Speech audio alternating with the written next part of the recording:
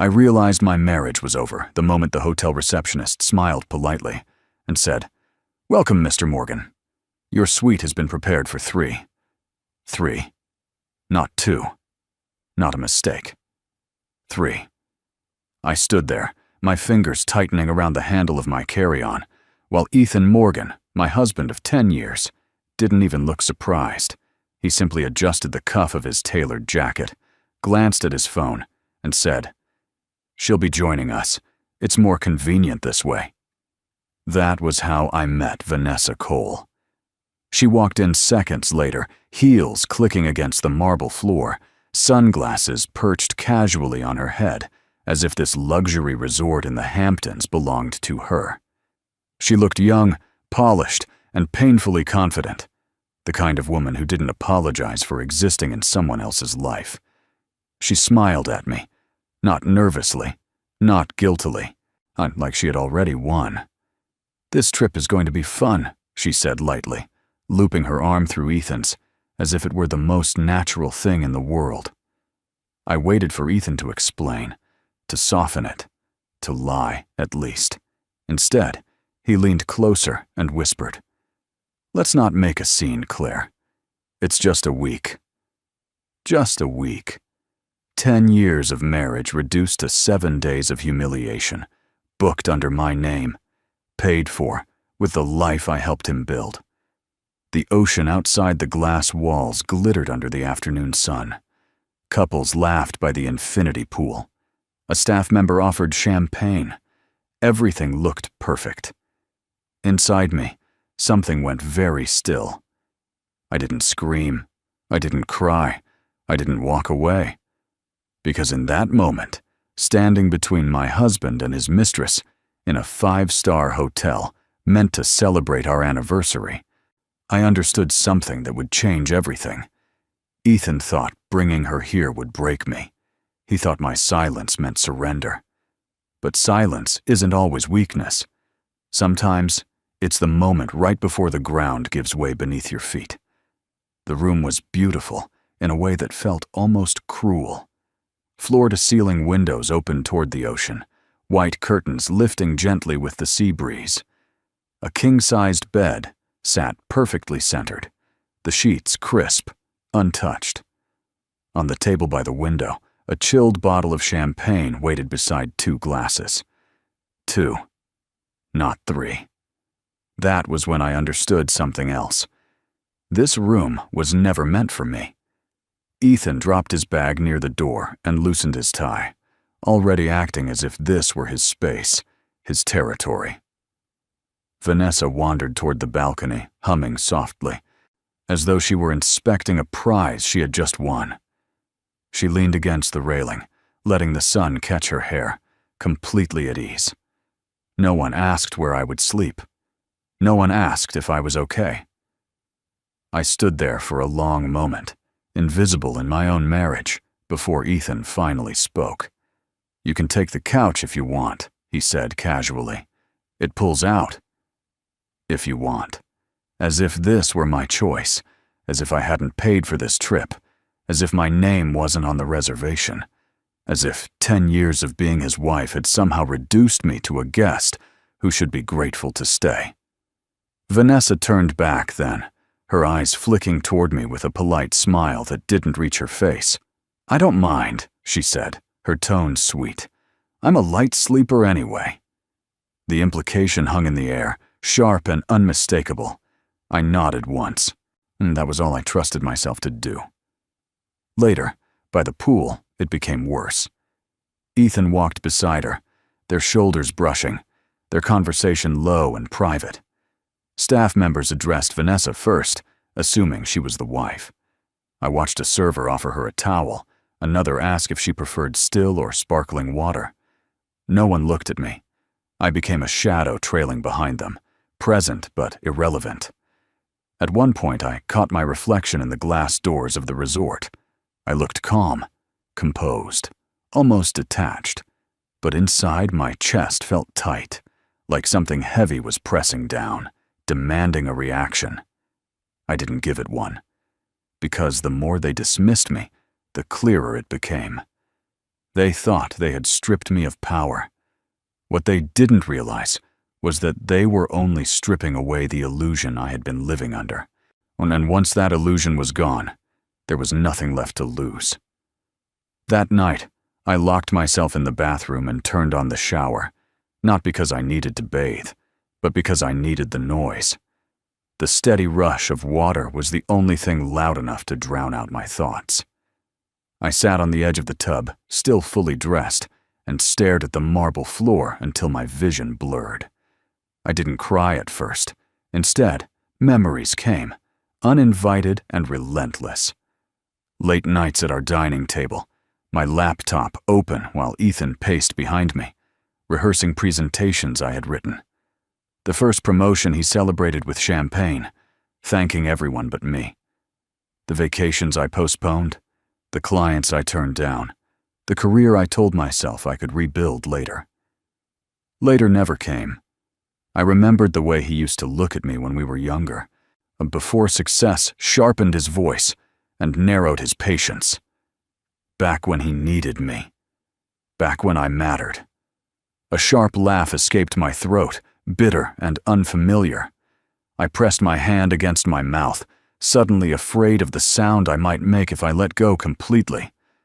Outside that door, he was with her, laughing, relaxed, free.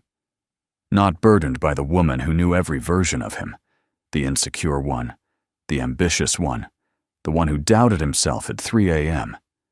He had handed those pieces to me once. Now he acted as if they had never existed. That was when the pain finally hit. Not the pain of betrayal, the pain of erasure.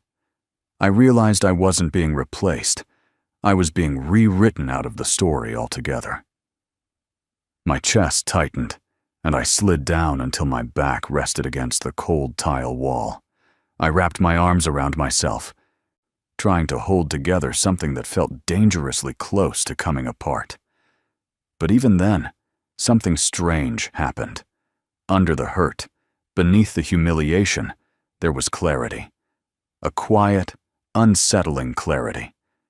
I saw my marriage for what it had become. Not a partnership, not even a failure, but a structure built on my silence. And for the first time, I understood that my silence had been doing all the work. The tears came then, hot and uncontrollable, but they didn't last long. Because grief, when it's honest, eventually makes room for truth. And the truth was this: if Ethan could discard 10 years of loyalty without hesitation, then the woman I had been, patient, accommodating, endlessly forgiving, no longer had a place here. When I stood up and turned off the water, my face in the mirror looked different. Still calm, but no longer waiting to be saved. I dried my eyes, unlocked the door, and stepped back into the room, carrying something new with me. Not hope, resolve. By morning, I had made a decision. I would leave. Not dramatically, not loudly. I would pack my things, call a car, and disappear before either of them noticed I was gone. There was no victory in staying where I was no longer wanted, and I refused to give them the satisfaction of watching me endure another public humiliation. I waited until they were both at breakfast. The room was quiet as I moved, the ocean light soft and deceptive, like it hadn't watched everything that happened the night before. I opened my suitcase and began folding my clothes with careful precision, the same way I had folded Ethan's shirts for years. Each movement felt controlled, but deliberate, proof that I still owned myself. I reached for my phone to book a ride. No signal. I frowned and tried again. Nothing. I switched to the hotel phone and dialed the front desk. After 2 rings, a cheerful voice answered. "I'd like to arrange an early checkout," I said calmly, "and a car to the station." There was a pause. Too long. "I'm sorry, Mrs. Morgan," the receptionist said. "Your account has been flagged. We've been instructed to direct all requests through Mr. Morgan." Flagged. The word landed heavy in my chest. I thanked her and hung up, my hand shaking slightly as I stared at the phone. I opened my banking app next, more out of instinct than logic. My access was limited, not frozen, just restricted. I sat down slowly on the edge of the bed, the weight of the realization sinking in. Ethan hadn't just brought his mistress on this trip. He had planned for me to stay, to be contained, managed, quiet. When he returned to the room later, I confronted him without raising my voice. "You blocked my access," I said. "Why?" He didn't deny it. "I didn't want you doing anything impulsive," he replied, as if he were speaking to a child. "Let's just get through the week." Get through it. As if my dignity were an inconvenience, as if my life were something he could pause, restrict, resume at will. That was the moment I understood the danger of the situation I was in. This wasn't just infidelity, it was control. And control, once exposed, doesn't loosen. It tightens. I nodded, the way I always had, and said nothing more. But inside, something hardened. Because if he believed I had no way out, if he thought he had removed every option, then he had made a critical miscalculation. He assumed escape was my only move. He never considered what might happen if I stayed. The third afternoon of the trip, I walked alone along the edge of the resort, following a narrow stone path that curved toward a quieter wing overlooking the water. I needed distance, from Ethan's voice, from Vanessa's laughter, from the feeling of being watched and measured inside my own marriage. The wind was stronger there, carrying the sharp scent of salt and something metallic beneath it. I wrapped my cardigan tighter and focused on the sound of my footsteps against the stone. That was when I heard my name. "Claire Morgan?" I stopped. The voice wasn't surprised. It wasn't casual either. It carried certainty, the kind that made people turn around even when they didn't want to. I faced him slowly. He stood a few feet away, tall, relaxed, dressed simply, as if he belonged everywhere without needing to prove it. Dark hair touched with gray at the temples, calm eyes that studied me without intruding. For a moment I didn't recognize him. Then it hit me. "Julian Reed," I said quietly. A small smile crossed his face. "I hoped it was you." My chest tightened, not with fear, but with something like disorientation. Julian Reed didn't come to resorts like this by accident. He was the kind of man whose name appeared in articles about acquisitions and quiet expansions. A man I had worked with years ago, long before my life narrowed itself around Ethan. "You look different," he said. "So do you," I replied. We stood there, the ocean stretching endlessly behind him, while years of silence pressed between us. He didn't ask why I was there. He didn't glance past me, searching for my husband. He only looked at me, as if that were enough. "I didn't know you were involved with this property," I said carefully. "I'm not," he answered. Then, after a brief pause, "Yet." Something shifted. Not loudly, not dramatically, just enough for me to feel it. "I won't keep you," he added. "But if you have time later, I'd like to talk. Properly." I hesitated. Just a second. Then I nodded. As he walked away, I stayed where I was, staring at the place where he had stood. For the first time since arriving, the tightness in my chest eased. Ethan believed this trip had stripped me of leverage. Vanessa believed I was already defeated, so neither of them knew that the man with the quiet voice and steady eyes was connected to the future Ethan was desperate to secure. And neither of them realized that the balance of this week had just changed, not in their favor. That evening, I joined Ethan and Vanessa for dinner, as if nothing had changed. The restaurant overlooked the water, candles flickering against tall glass walls, soft music drifting through the air. Vanessa wore a silk dress that caught the light every time she moved. Ethan looked relaxed, confident, already telling a story about a deal he was close to finalizing. They laughed together, leaning in, a practiced rhythm that made them look untouchable. I smiled at the right moments. I asked neutral questions. I became agreeable again. It felt like stepping back into an old costume, one I knew how to wear too well.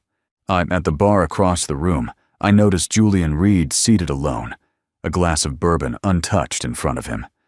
Our eyes met for half a second. No nod, no wave, just recognition and restraint.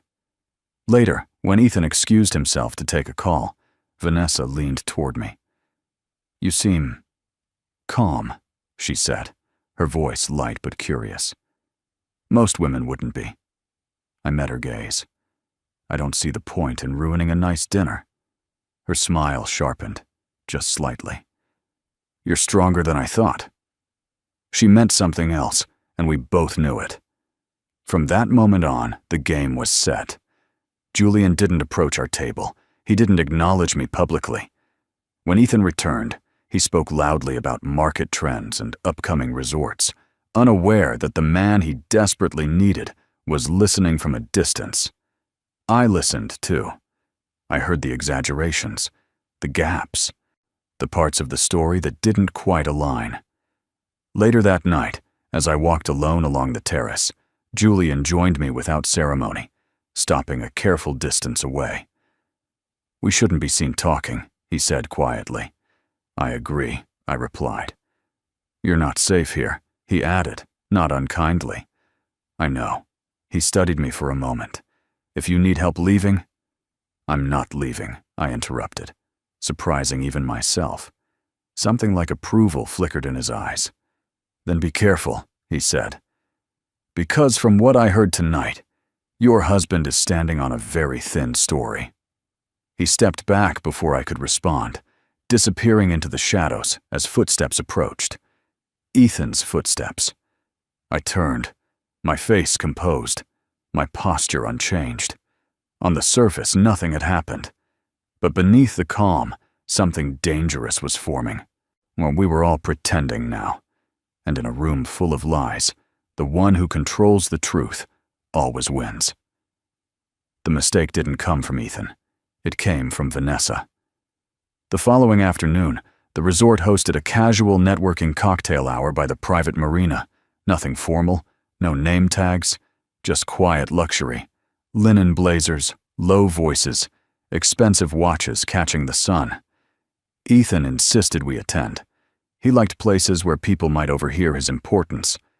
Vanessa stayed close to him at first, her hand resting lightly on his arm, her laugh perfectly timed. But the moment she noticed Julian Reed speaking with another guest near the railing, her attention shifted. I saw it before she moved. Opportunity. She excused herself smoothly, leaving Ethan mid-conversation, and drifted toward Julian as if by coincidence. I stayed where I was, holding a glass of sparkling water, my pulse steady but alert. "Beautiful place, isn't it?" Vanessa said brightly, positioning herself beside Julian. "I don't think we've met." "Vanessa Cole." Julian turned, polite, distant. "Julian." No last name, no invitation. She didn't seem to notice. "I hear you're involved in hospitality investments," she continued. "Resorts, boutique properties, that kind of thing." Julian smiled faintly. "I listen more than I talk." Vanessa laughed. "Then you must have heard about Ethan's project. He's leading a major expansion, very forward-thinking." There it was. Julian glanced toward Ethan briefly, then back at her. "Is he?" "Oh yes," she said confidently. "The concept is brilliant. Sustainable luxury, emotional branding, long-term guest loyalty. His strategy deck is incredible." My fingers tightened around my glass. Vanessa leaned in, lowering her voice. "Honestly, I think it's what will define his career." Julian studied her for a long moment. "Interesting," he said. That exact phrasing. Her smile faltered, just for a fraction of a second. "I'm sorry?" she asked. "Emotional branding. Long-term guest loyalty," Julian repeated calmly. Those were the core pillars of a concept presented to me years ago by a woman named Claire Morgan. The silence that followed was almost imperceptible. Almost. Vanessa's expression shifted. Confusion first, then calculation. "Oh," she said lightly. She must have helped him early on. Julian's gaze didn't waver. No. She was the architect.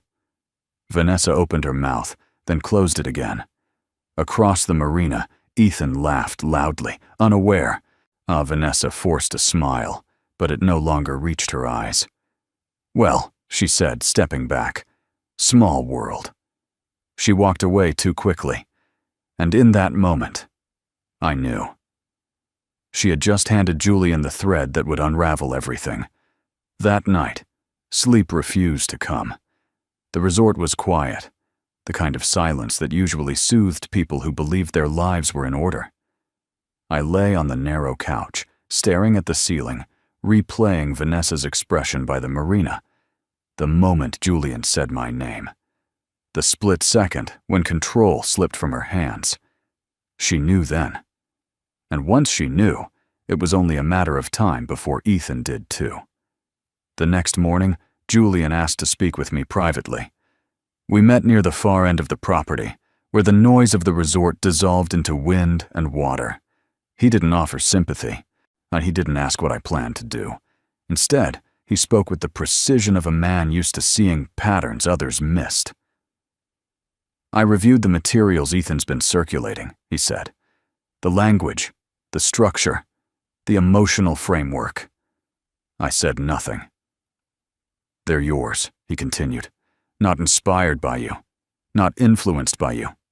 Yours." I felt something tighten in my throat. Not pride, not anger, but recognition. Being seen, finally, for what I had built. "He doesn't know that I know," Julian added. "And more importantly, he doesn't know how exposed he is." I looked out at the water. "He thinks strategy is a performance," I said quietly. "He never understood it's a foundation." Julian watched me closely. "You were the foundation." The words landed with unexpected weight. For years, I had told myself my contributions were invisible because that was the price of partnership, that I had chosen support over recognition. But standing there, with the ocean stretching endlessly ahead, I understood the truth I had avoided. I hadn't been invisible. I had been erased. And erasure only works when the person erased stays silent. Julian shifted his stance. "There's a board presentation in Manhattan next week," he said. "Ethan believes it will secure his future." "And you?" I asked. "I believe the truth belongs in that room," he replied, "but only if you're ready to stand with it." I thought of the couch, the locked accounts, the way Vanessa wore confidence like armor. "Yes," I said. Julian nodded once. "Then this week isn't about survival anymore." He paused, then added, "It's about correction." As we walked back toward the resort, I felt the weight of the past loosening its grip. I wasn't reclaiming my marriage. I was reclaiming authorship. And once you take back authorship, the ending changes, whether the other characters are ready or not. Ethan found out 2 days later. Not the whole truth, just enough to make him uneasy. It happened over breakfast, when he mentioned Julian Reed's name too casually, watching my reaction instead of his phone. "Interesting guy," he said, stirring his coffee. "Didn't realize he was staying here." I kept my expression neutral. Some people like quiet places. Vanessa froze for half a second. I saw it in the way her hand tightened around her cup, the way her eyes flicked between us. She knew what Ethan didn't. She had already connected the dots, and fear had begun to creep in where confidence once lived. Ethan leaned back, studying me. "You've met him before, haven't you?" I nodded. "Years ago, professionally." His mouth tightened. "Why didn't you say anything?" "Because you never asked," I thought. Aloud, I said. It didn't seem relevant. That was the second betrayal. The first was bringing his mistress on our anniversary trip, The second was realizing he had underestimated me so completely that he couldn't imagine relevance where I stood. Later that afternoon, I overheard their argument through the partially open balcony door. Vanessa's voice was low but sharp, stripped of its usual charm. "You told me she was just your wife, that she didn't matter." Ethan sounded irritated, defensive. "She doesn't. You're overreacting." "She worked with him," Vanessa snapped. "Julian knows her." "That changes things." Silence followed. Then Ethan laughed, a short, dismissive sound. "Claire, she was an assistant. She typed decks. That's it." I closed my eyes, steadying my breath. That lie would cost him everything. Vanessa didn't answer right away. When she did, her voice was different, calculating. "You should be careful," she said. "Men like Julian don't invest in people by accident." That night, Ethan confronted me again, more forcefully this time. "If there's something I should know, say it now," he demanded. I looked at him, the man I once loved, now so certain of his authority, so blind to his exposure. "There's nothing you need to worry about," I said calmly. And for the first time that was true, because the betrayal he feared wasn't coming from me. It was coming from the truth he had buried, the credit he had stolen, and the woman he had dismissed. And unlike him, the truth doesn't bluff. It waits. The turning point didn't arrive with shouting or confrontation. It arrived quietly, the way real power shifts always do. That night, while Ethan slept beside Vanessa in the bedroom meant for us, I sat alone at the small desk near the window, my laptop open, the ocean reflecting faintly on the glass. My hands were steady as I logged into a cloud drive I hadn't touched in years. Most people assumed my work for Ethan had been informal, supportive, temporary. They were wrong. What I had built back then, every framework, every narrative structure, every emotional positioning model, had been documented, time-stamped, and legally protected. Not out of suspicion, but habit. I had always believed good ideas deserved ownership, even inside marriage. Especially inside marriage. I scrolled through files labeled with dates Ethan would never recognize, but Julian already had. Proposal drafts, concept outlines, email chains sent to Ethan before his first major promotion. Each one carried my name, my signature style, my intellectual fingerprint. At the center of it all was the contract, a quiet clause buried deep in a consulting agreement Ethan had signed years ago, back when he still asked for my help instead of assuming it.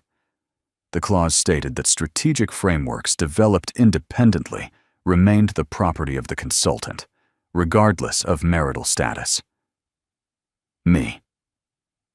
Ethan had reused those frameworks, publicly, repeatedly, without credit, without permission, without understanding the risk. I closed the laptop slowly, the weight of the realization settling over me.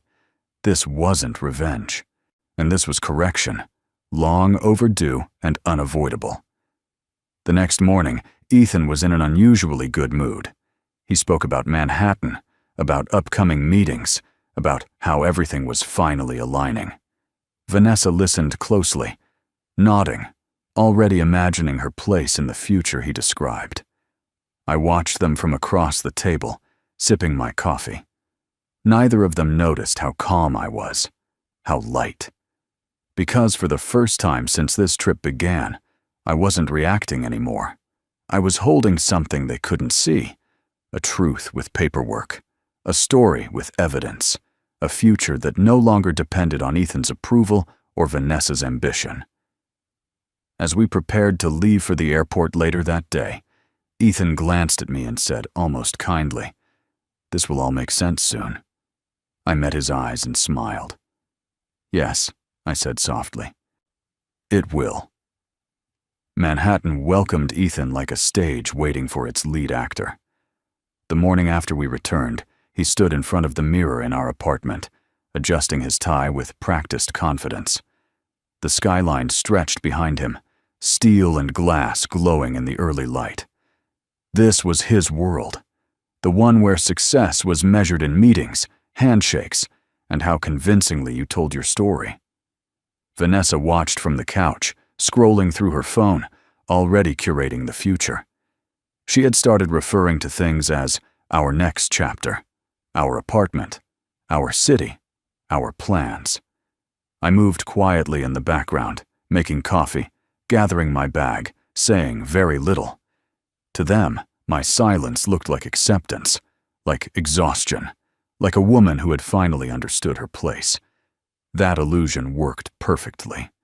At the charity mixer that evening, Ethan introduced Vanessa openly. No hesitation. No explanation. People nodded, smiled, recalibrated. In rooms like this, morality adjusted itself to power. If a man looked successful enough, no one asked difficult questions. Vanessa played her role flawlessly. She laughed at the right moments, touched Ethan's arm when he spoke, listened like a partner, not a guest. I stood a few steps behind them, overlooked and underestimated, exactly where I needed to be. Ethan spoke confidently about the upcoming board presentation, about growth, about vision. I listened as he repeated my words back to investors, reshaped slightly to fit his voice. Each sentence landed smoothly, met with approving nods. I felt no anger, only distance. Across the room, I noticed Julian Reed arrive. He didn't approach us, so he didn't acknowledge me. He blended into the crowd, speaking quietly with people Ethan clearly wanted to impress. The timing was precise. Vanessa leaned toward Ethan, her voice low. "This is going well," she whispered. "They love you." Ethan smiled. "Of course they do." I took a sip of my drink and watched Julian turn, just briefly, in my direction. Our eyes met. No signal, no reassurance, just readiness. By the end of the night, Ethan believed the narrative completely. He believed he had survived the scandal, controlled the damage, rewritten the story. As we left, he glanced at me with something close to satisfaction. "See?" he said. "Everything settles eventually." I nodded. Because some illusions are strongest right before they collapse. And the higher the stage, the harder the fall when the lights finally come on. The boardroom on Park Avenue felt colder than the Hamptons ever had. Glass walls framed the Manhattan skyline like a reminder of what was at stake. A long, polished table stretched through the room, dotted with tablets, notepads, and bottles of water no one touched. This was the meeting Ethan had been preparing for all year, the one he believed would secure his future. He arrived early, confident, carrying his leather portfolio like armor. Vanessa followed closely, dressed in muted elegance, the image of quiet influence. She squeezed his hand once, a gesture meant to ground him. I took a seat near the end of the table, unnoticed by most, just another presence in the room. Ethan hadn't objected to me coming. He assumed I would sit quietly, as I always had. The executives filtered in, a few nods, polite smiles, controlled anticipation. Then Julian Reed entered. The atmosphere shifted immediately. Conversations stalled, chairs adjusted, attention sharpened. Julian didn't rush. He moved with the ease of someone who didn't need to impress anyone in the room. He took a seat directly across from Ethan and placed a single folder on the table. Ethan straightened, energized. This was the moment he had been waiting for. The presentation began smoothly. Slides appeared on the screen, clean and confident. Ethan spoke with practiced rhythm, outlining vision, growth, emotional engagement. I recognized every structure, every phrase. He was standing on my work without knowing how fragile that ground had become. Halfway through, Julian raised his hand. "Before we proceed," he said calmly, "I have a question regarding authorship." The room stilled. Ethan smiled, unbothered. Of course. Julian turned slightly, his gaze landing on me. Claire Morgan, he said clearly. Would you mind joining us at the table? For the first time that morning, Ethan looked confused. I stood. The sound of my chair sliding back seemed louder than it should have been. I walked forward, my steps measured, my heartbeat steady. This project, Julian continued, is built on a strategic framework developed several years ago. A framework I've seen before. Ethan's smile tightened. And the person who developed it, Julian said, placing his hand on the folder, is in this room. The trap had closed, and for the first time, Ethan realized he wasn't the one in control of the story anymore. The silence in the boardroom was absolute. Julian opened the folder slowly, deliberately, as if he were giving everyone time to absorb what was about to happen. He slid several documents across the table, their edges perfectly aligned, the movement calm enough to feel surgical. These are original strategy drafts, he said. Dated, archived, and legally protected. Ethan leaned forward, scanning the pages. At first, his expression held disbelief, then irritation, then something darker. That's impossible, he said sharply. Those were internal materials. Julian didn't argue. He simply turned one page so the signature was visible. Claire Morgan. My name. Printed. Dated. Undeniable. A quiet murmur moved through the room. One of the executives adjusted his glasses. Another leaned closer, rereading the header. Vanessa's face drained of color. She stared at the documents as if they might disappear if she looked away. Ethan turned to me slowly. You did this? He asked, his voice low, controlled, almost pleading. Now? I met his gaze without blinking. I did it then, I said calmly. You're just seeing it now. Julian spoke again. The framework used in today's presentation is a derivative work, which means its commercial use requires authorization from the original architect. Authorization I never gave. Ethan stood abruptly, his chair scraping loudly against the floor. This is a misunderstanding, he said, forcing a smile that no longer convinced anyone. My wife helped early on, yes, but she was not credited, Julian finished, and she was not compensated. The word wife hung awkwardly in the air. One of the board members cleared his throat. Are you saying this entire proposal is compromised? Julian nodded once. I'm saying it cannot move forward as presented. The room shifted. Phones were put down. Eyes moved away from Ethan and toward me, reassessing. Vanessa whispered his name, panic creeping into her voice. Ethan didn't look at her. He looked at me. For the first time in years, he saw me clearly, not as support, not as background, but as the person holding the truth he had buried. This wasn't supposed to happen, he said quietly. I almost felt sorry for him. Almost. Julian closed the folder. The meeting is adjourned, he said, until authorship is properly addressed. As people began to stand, the illusion Ethan had built collapsed around him. Not loudly, not violently, but completely. And there was nothing he could do to stop it. The fallout was immediate. By the time we stepped out of the boardroom, the hallway was already buzzing with quiet urgency. Assistants spoke in hushed tones. Phones were pressed to ears. Schedules were being rearranged in real time. The meeting that was supposed to crown Ethan's career had instead exposed the fault line beneath it. Ethan walked ahead of us, his shoulders tense, his jaw locked in a way I recognized. It was the posture he took when he lost control, but refused to admit it. Vanessa struggled to keep up, her heels clicking too fast against the marble floor. What just happened? She whispered, her voice trembling despite her effort to sound composed. You said this was solid. It is solid, Ethan snapped, stopping abruptly and turning on her. She blindsided me.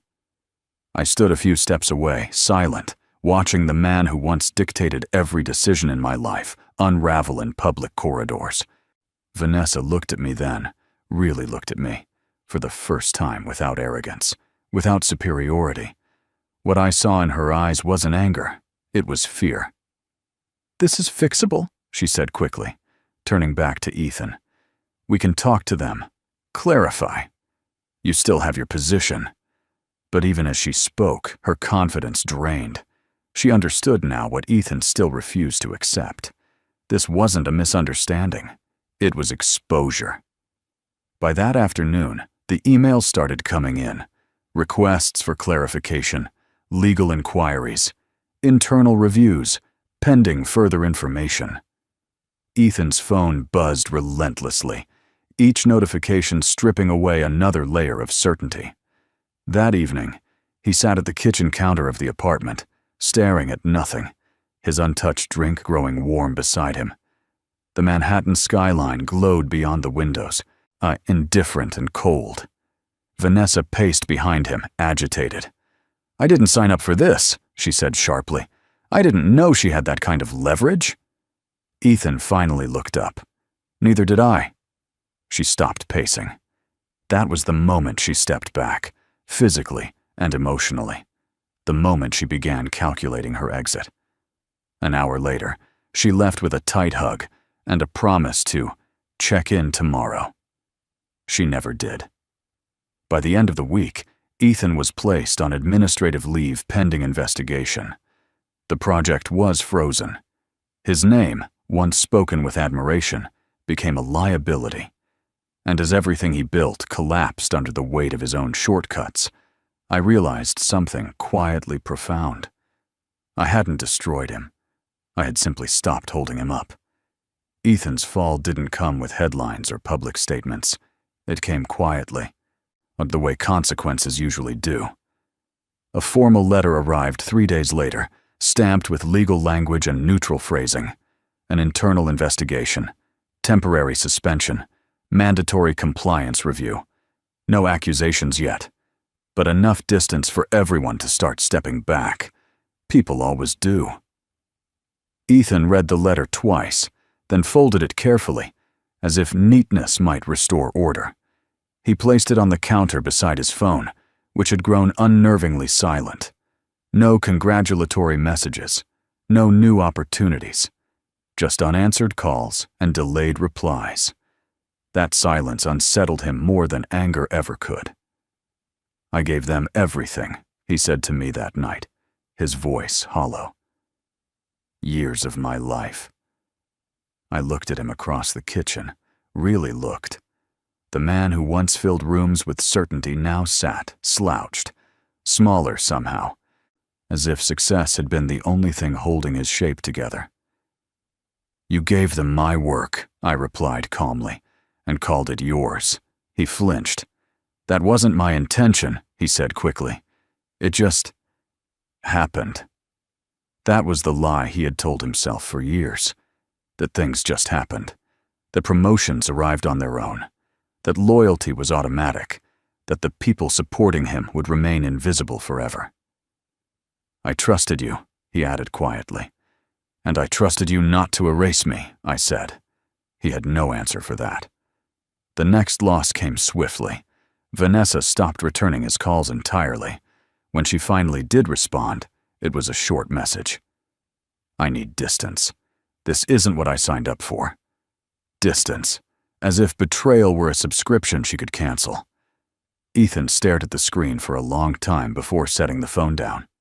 For the first time since I had known him, there was no one left to perform for. A week later, his firm officially reassigned his accounts. "Until further notice," the email said. His world, once structured around authority and momentum, began collapsing inward.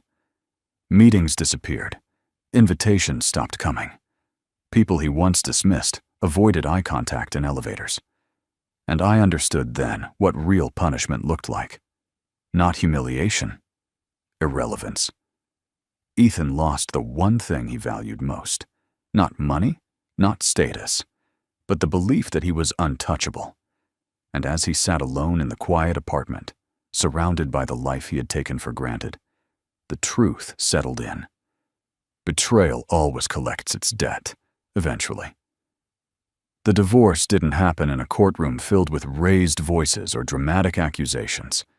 It happened on a gray Thursday morning in a quiet law office that smelled faintly of coffee and paper. Ethan arrived late. I had expected that. He always believed time bent around him. I sat across the table, my hands folded neatly in my lap, listening as the attorney explained the terms with professional detachment. No theatrics, no revenge clauses, just clean separation. Assets divided according to the law. No public disputes. No drawn-out battles. Ethan kept glancing at me, as if waiting for something. Anger, tears, regret. None came. "Is this really what you want?" he asked suddenly, cutting off the attorney mid-sentence. I met his eyes. "It's what I should have wanted a long time ago." His jaw tightened. "After everything we've been through?" I didn't answer right away. Instead, I thought of the couch at the resort, the locked accounts, the boardroom silence, the way he said my work had just happened. "Yes," I said finally, "because of everything we've been through." The pen felt heavier than I expected when I picked it up. 10 years reduced to ink and signatures. But as I signed my name, something lifted inside my chest. Not relief exactly, but alignment. Like stepping back into my own body after years of standing slightly to the side. Ethan hesitated longer. When he finally signed, his hand shook. Outside, the city moved on without us. Cars passed. People hurried by, carrying lives that were intact or broken in ways no one could see. As we stood to leave, Ethan spoke one last time. "I never thought it would end like this." I almost smiled. "It didn't end," I said calmly. "It returned." He didn't understand, and that was okay. I walked out alone, my coat pulled tight against the cold, my phone buzzing with a message from Julian. "Whenever you're ready, we'll talk about next steps." For the first time in years, I didn't feel like I was losing something. I felt like I had stopped pretending. The marriage was over.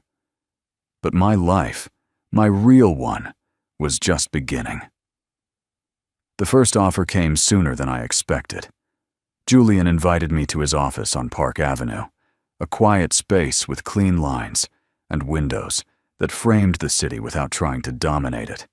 There were no grand promises, no dramatic speeches, just a conversation between two adults who respected each other's work. "I don't need to sell you anything," he said, sliding a slim folder across the desk. "You already know what you're capable of. I just want to know if you're ready to step back into it." I was. The role wasn't a favor or a rescue. It was a position that fit me, strategic director for a new hospitality expansion, overseeing brand narrative and long-term guest experience. The kind of work I had once loved before I convinced myself it was selfish to want more. I accepted without hesitation. The weeks that followed were demanding, exhilarating, and unfamiliar in the best way. Meetings where my voice mattered, decisions that carried weight, ideas discussed openly instead of quietly absorbed by someone else. People listened. Some even took notes. I moved into a smaller apartment downtown, bright and simple, free of echoes. My days found a rhythm again. Early mornings, focused work, evenings spent reading or walking without checking in with anyone for permission. Julian remained steady but distant, careful not to overstep. Our conversations stayed professional, grounded in mutual respect. There was no pressure, no assumption, just space. And in that space, I grew. I noticed changes others might have missed. My posture, the way I spoke, the absence of apology in my voice. Confidence returned, not as armor, but as alignment. One afternoon, after a long presentation, a junior consultant pulled me aside. "I didn't realize women like you existed at this level," she said, eyes bright. "You make it feel possible." I thanked her, surprised by the lump in my throat. That night, I stood by my window, city lights blinking below, and thought about the woman I had been in the Hamptons, silent, constrained, watching her life shrink. She felt far away now, not because she was weak, but because she had finished her purpose. I wasn't rebuilding from nothing, and I was reclaiming what had always been mine, my voice, my work, my future. And for the first time, success didn't feel like something I had to survive. It felt like something I had earned. The change between Julian and me didn't arrive as a confession or a sudden kiss. It arrived quietly, through consistency. Long days turned into late evenings, presentations into strategy sessions, and strategy sessions into conversations that drifted beyond work. Sometimes, we stayed in the office long after everyone else had left, city lights blinking outside the windows as we talked about places we had traveled, books we returned to more than once, mistakes we had survived. Julian never rushed me. That mattered more than he probably knew. After everything I had lived through, urgency felt like danger.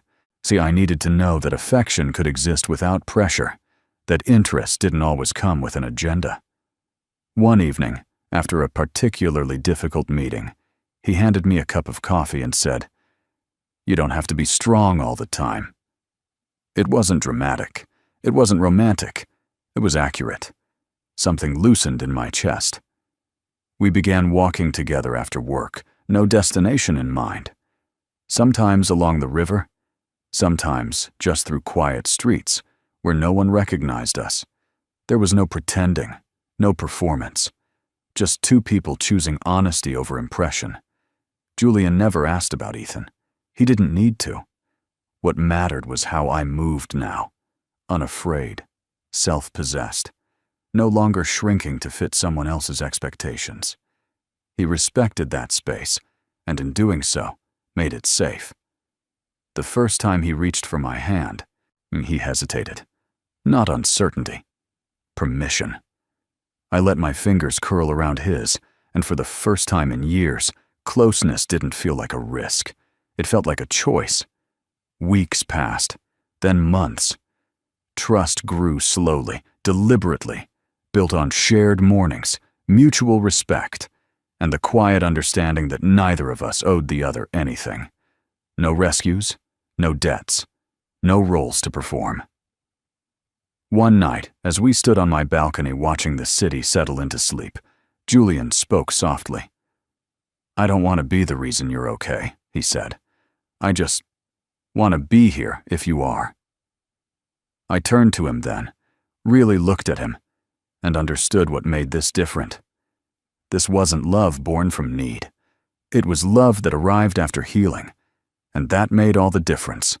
The reward didn't arrive all at once. It came in layers, steady and undeniable.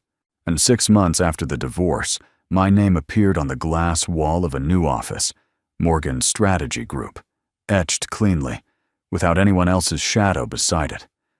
The company wasn't large, but it was intentional. Every client came through referral, every project chosen carefully. I no longer said yes to be agreeable. I said yes because the work mattered. The first major contract came from a boutique resort group expanding along the California coast. They didn't ask who I had worked for before. They asked how I thought. They listened when I spoke. They signed within a week. Money followed, but it wasn't the thing that changed me. Freedom did. I chose my schedule, my collaborations, my pace. I traveled when I wanted to, worked late only when inspiration demanded it, not because someone else's ego required constant proof. But Ethan tried to reach out once, a short email, polite, vague, wishing me the best. I didn't respond, not out of bitterness, but because that chapter no longer needed my voice to end. His consequences were his own. Mine were already unfolding. Julian stayed close, never intrusive. He celebrated my wins without claiming them. When people assumed he had helped me succeed, he corrected them calmly. She did that herself. That mattered. One evening, after a small celebration with friends, I stood in my kitchen, barefoot, laughing without restraint. The sound surprised me. It had been a long time since joy felt that natural. Julian watched from the doorway, smiling. "You're different," he said. "I'm the same," I replied, "just unburdened." The truth was, I hadn't been rewarded with revenge. I had been rewarded with alignment. Work that reflected my values. Love that didn't demand sacrifice. A life that no longer required silence to survive. Late that night, as the city lights dimmed outside, Julian took my hand and said simply, "I'm proud of you. Not for enduring, not for forgiving, but for choosing yourself." And in that moment, I understood that justice doesn't always look like punishment. Sometimes, it looks like being fully seen and finally receiving what you should have had all along. We didn't announce it with invitations engraved in gold or a venue chosen for spectacle. We chose quiet on purpose. The ceremony took place near the coast, not far from where the water met the sand, in a way that felt honest instead of dramatic. The morning light was soft, the air calm, as if the world itself had decided not to rush us. I wore a simple dress. No heavy jewelry, no performance. Julian stood beside me, steady and unassuming, the same way he had been from the beginning. There were no grand vows about rescue or destiny, just promises shaped by experience, by loss, by growth, by choosing each other with clear eyes. When I looked at him, I didn't feel the fear I once associated with commitment. I felt grounded. That was new. Friends gathered close, not many, but enough. People who had seen me struggle quietly. People who had watched me rebuild without applause. They smiled, some with tears, not because this was a fairy tale, but because it was earned. As we exchanged rings, I thought briefly of the woman I used to be, the one who stood silently in a luxury hotel, convinced that dignity meant endurance. I wished I could tell her what I knew now, that the story doesn't end where you are humiliated. That silence is not the same as surrender. That walking away can be the most powerful decision of all. Afterward, we shared a small meal. Laughter carried easily on the breeze. No speeches about success, no mentions of the past, just presence, just peace. Julian reached for my hand and squeezed it gently. "You know," he said softly, "this isn't the best part." I smiled. "No?" He shook his head. "The best part is everything that comes after, when no one is watching." That was when I understood what true victory looked like. Not the collapse of someone who betrayed me, not public validation, but a life rebuilt so completely that the betrayal no longer defined it. As the sun dipped lower and the day began to fade, I felt something settle inside me, something permanent and calm. I wasn't proving anything anymore. I was simply living, loved, respected, whole. And that, in the end, was the most satisfying ending of all. So, the story has come to an end. And if you're still here with us right now, really still here to this moment, then something in this journey touched your heart in a quiet way. Stories don't hold us for this long unless they reflect something we've lived, something we're afraid of, or something we're still healing from. What this story reminds us is simple, but not easy. Silence is not weakness, and dignity is not endurance forever. As the Stoic philosopher Marcus Aurelius once wrote, "You have power over your mind, not outside events. Realize this, and you will find strength." Claire didn't win because she screamed louder or hurt back harder. She won because she stopped abandoning herself. She chose clarity over chaos, self-respect over fear, and truth over comfort. Another Stoic lesson comes from Epictetus, who said, "No man is free who is not master of himself." Healing begins the moment we reclaim authorship of our own lives. When we stop waiting for others to validate our worth and start living in alignment with who we truly are. If this story resonated with you, take a moment to honor that feeling. Like the video, share it with someone who might need this reminder, and subscribe to the channel so we can keep telling stories that heal, not just entertain. You're not alone, and your story isn't over yet. This story is a work of fiction created for storytelling and emotional reflection purposes only.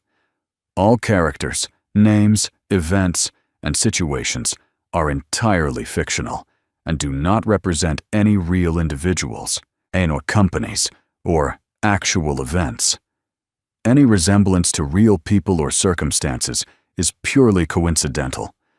The purpose of this content is to explore emotional growth, personal resilience, ethical consequences, and healing after betrayal in a narrative format.